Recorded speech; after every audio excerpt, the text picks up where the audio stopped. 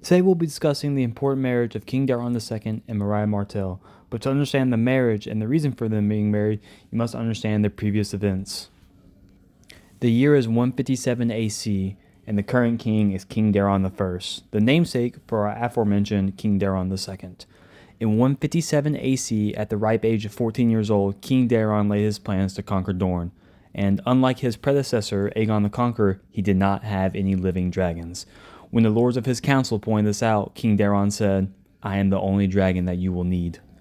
Plans were made and armies marched, and by 159 AC, Dorne was conquered, but while King Daeron returned to King's Landing, rebellion ensued. The rebellions had swallowed back all the lands King Daeron had just won for the Seven Kingdoms. In 161 AC, King Daeron would return to Dorne and meet the Dornish lords under a peace banner.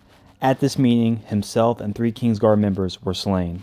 In the aftermath of King Daeron's death, King Baelor the Blessed would rise to the Iron Throne.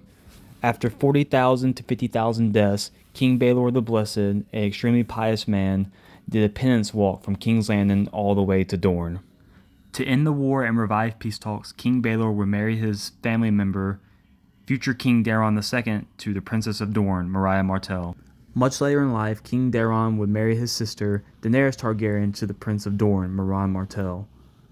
Mariah Martell, as a symbol of peace and love, would build the water gardens as a dedication to his new Targaryen bride.